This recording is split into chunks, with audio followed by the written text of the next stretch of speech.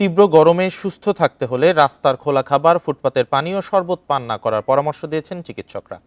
তারা বলছেন এসব পানীয় থেকে ছড়াতে পারে টাইফয়েড, জন্ডিস, হেপাটাইটিসের মতো রোগ। ঠান্ডা পানীয় বাড়াতে পারে স্বাস্থ্য ঝুঁকি। সুস্থ থাকতে শাকসবজি, বিশুদ্ধ পানি পানের পরামর্শ পুষ্টিবিদদের। এলো বেক্সিমকো বন্ড 15% মুনাফায় সর্বোচ্চ হারে সবার উপরে। এপ্রিল যেন সবকিছু পুড়িয়ে ছাই করছে। উষ্ণতম মাসের পুরো সময় জুড়েই উত্তপ্ত প্রকৃতি। টানা তাপ প্রবাহে পুড়ছে দেশ, বিপর্যস্ত জনজীবন। তীব্র গরমে স্বস্তি পেতে অনেকেই পান করেন ফুটপাতের নানা পানীয়। ডাব ছাড়াও বিক্রি বেড়েছে শরবত, জুসের।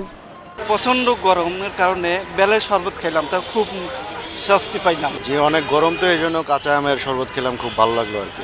তবে এসব পানীয় সাময়িক স্বস্তি দিলেও স্বাস্থ্য ঝুঁকি বাড়াচ্ছে বলছেন চিকিৎসকরা। তীব্র তাপদাহে সুস্থ থাকতে ঢিলেঢালা পোশাক পরার পাশাপাশি সানগ্লাস, ছাতা ও ক্যাপ ব্যবহারের পরামর্শ চিকিৎসকদের। সর্বোচ্চ খাবার, ফলমূল, শাকসবজি।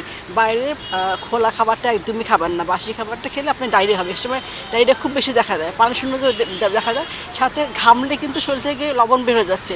এই জন্য ওটস স্যালাইন কিন্তু খেতে হবে আপনাকে। এবং যখন আপনি বের হচ্ছেন অবশ্যই খেয়াল রাখতে হবে যে সাথে সানস্ক্রিনটা ব্যবহার করলে কিন্তু স্কিনটা প্রোটেকশন হয়। স্কিনে কিন্তু এই সময় কিন্তু অনেক ধরনের সমস্যা দেখা যায়।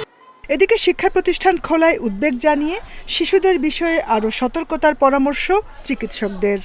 বাচ্চাদের চেয়ে বাপ মারও উদ্বিগ্ন বেশি। বাচ্চারা স্কুলে যাবে, বাইরে যাবে, দৌড়াদৌড়ি, লাফালাফি করবে।